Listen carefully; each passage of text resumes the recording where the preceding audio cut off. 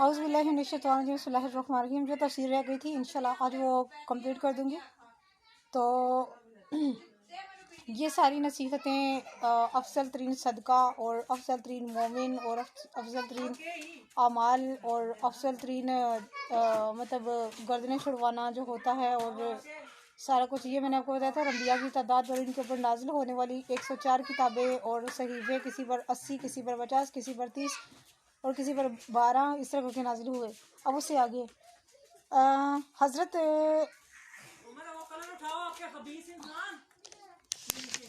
सहाबी रावी फरमाते हैं, हज़रत अबू ज़र गफ़ारी रज़ी अल्लाह फरमाते हैं, मैंने पूछा या रसूलल्लाह मज़ीद फरमाइए, मज़ीद बताइए। फरमाया मैं तुम्हें अल्लाह से डरने की नसीहत करता हूँ और तुम्हारे हर अमल की यही बुनियाद है। मैंने अर्ज़ की मज़ीद फरमाइए। फरमाया तिलावत कुरान और अल्लाह के ज़िक्र में मशगूल रहा करो, ये बेहतरीन चीज़ है जो तुम्हें ज़मीन आसमान और इन दोनों में तुम्हें नूर बख्शेगी, दुनिया में भी और महशर में भी नूर बख्शेगी। अर्ज़ की मज़ीद फरमाइए। फरमाया जिहाद को लाजिम पकड़ो, हवा वो तुम्हारे बुरे अमाल को इग्नोर करना, उनको छोड़ देना ही क्यों ना हो, ये बेहतरीन जिहाद है और ये बेहतरीन हिजरत करार दी गई है। यही मेरी उम्मत की रहबानियत है। अर्ज़ की मज़ीद फरमाइए। फरमाया अच्छी बात के अलावा खामोशी इख्तियार करो, क्योंकि खामोशी से शैतान भाग जाता है। मज़ीद फरमाइए। ये दीनी मामलात में मामून और मददगार साबित होती है खामोशी। मज़ीद फरमाइए। फरमाया नबी करीम सल्लल्लाहु अलैहि वसल्लम ने फरमाया अपने से निचले दर्जे के लोगों के साथ महफिल रखा करो, उनके साथ बैठा करो। इस तरह तुम अपने ऊपर अल्लाह ताला के एहसानात को भी आसानी से समझ सकोगे। आला दर्जे के लोगों से आला ज़र्फ लोगों के पास ना उनकी तरफ ना देखो। इस तरह तुम अल्लाह ताला की नेमतों को हकीर जानने लगोगे। अर्ज़ की कुछ और फरमाइए। फरमाया करीबी रिश्तेदारों से ताल्लुक़ कायम करो, अगरचे वो तुमसे किदा ताल्लुक़ ही करे। फरमाया मसाकीन से मोहब्बत करो और इनके साथ बैठा करो। इस तरह तुम अपने ऊपर अल्लाह ताला के एहसानात को समझ सकोगे और उनका शुक्र अदा करने के काबिल हो जाओगे। मज़ीद फरमाइए। फरमाया हक बयान करो, अगरचे कड़वा ही क्यों ना हो। इससे तुम्हारे कितने ही रिश्ते वो तुम्हें ज़ाहिर है जब हम तबलीग करते हैं तो हमें बहुत सारी चीज़ों को वो देखना पड़ता है कि किसी की दिल आज़ारी ना हो या कोई फसाद वगैरह क्रिएट ना हो जाए। फसाद से मुराद यहाँ पर ये है कि कुरान करीम में हक़ के सिवा और कुछ नहीं, और कुरान करीम में जो कुछ है वही सच है, क़यामत तक वो महफूज है, वो कभी बदल नहीं सकता। अल्लाह की बातों में, अल्लाह की कलाम में तब्दीली नहीं हो सकती। ये मोहर हो चुका कुरान करीम। इसके अलावा हम लोग किसी और चीज़ को नहीं मान सकते, लेकिन हमारे अंदर ही मौजूद बहुत सारे ऐसे होते हैं जो, क्योंकि कुरान करीम को भी हमारे हक़ में, खैर ये मैं पहले भी आपके साथ बहुत दफ़ा बयान कर चुकी हूँ, सूरह बकरा वगैरह में भी। इंशाल्लाह वक्त के साथ साथ अब सब कुछ बयान करूँगी, क्योंकि सूरत आल इमरान की आयत नंबर 103, 104 में और 112, 113 और 114 में आपके साथ बयान कर चुकी हूँ जो भी है। फरमाया मज़ीद कहा मज़ीद फरमाइए। फरमाया अल्लाह के बारे में मज़ीद फरमाया कि मलामत करने वाले, अल्लाह के बारे में किसी मलामत करने वाले से ना डरो। मैंने अर्ज़ की और फरमाइए।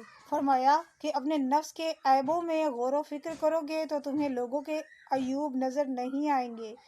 जिस अम्र को तुम ना पसंद करते हो, लोगों से उसके करने पर नाराज़ ना हो, और तेरे लिए यही ऐब काफ़ी है कि तू लोगों के ऐब को जाने, लेकिन अपने नफ्स के ऐबों से गाफिल हो।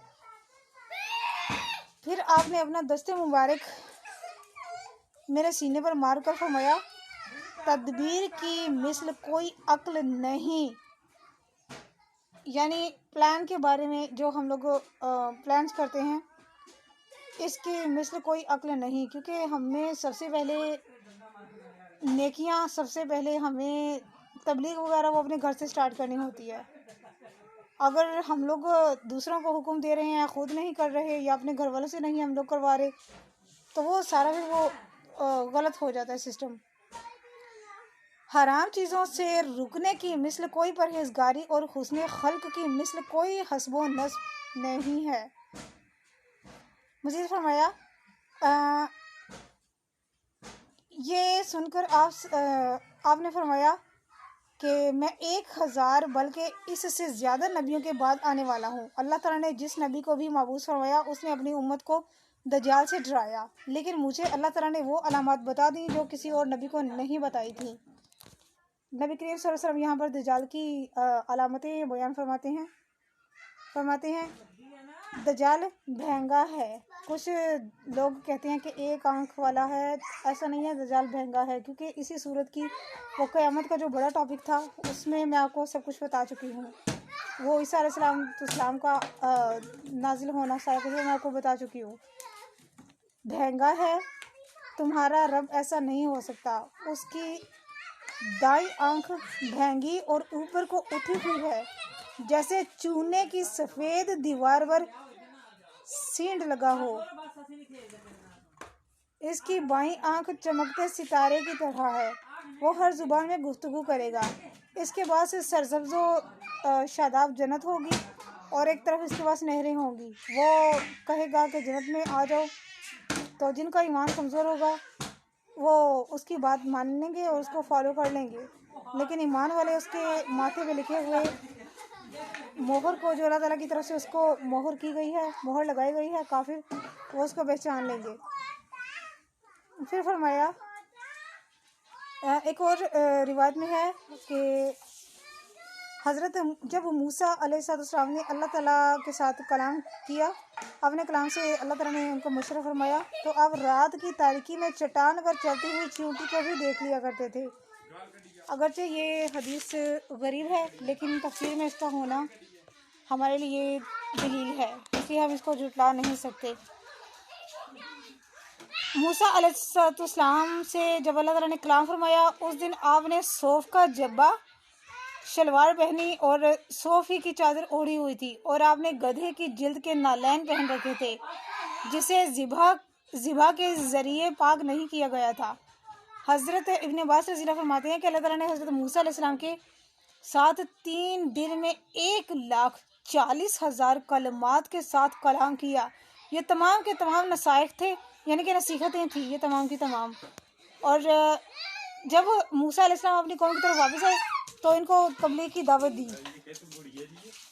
ان کو دعوت دی اللہ تعالیٰ کی وحدانیت کی، سارا کچھ، اور اپنے نبی ہونے کی، لیکن ان لوگوں نے نہ مانا۔ انہوں نے موسیٰ علیہ السلام نے فرمایا کہ میں نے اللہ سے کلام کیا ہے، میں اللہ تعالیٰ سے ہم کلام ہوا ہوں۔ تو انہوں نے کہا کہ آپ اپنے اللہ کے ساتھ ہم کلام ہونے کی کوئی دلیل دے۔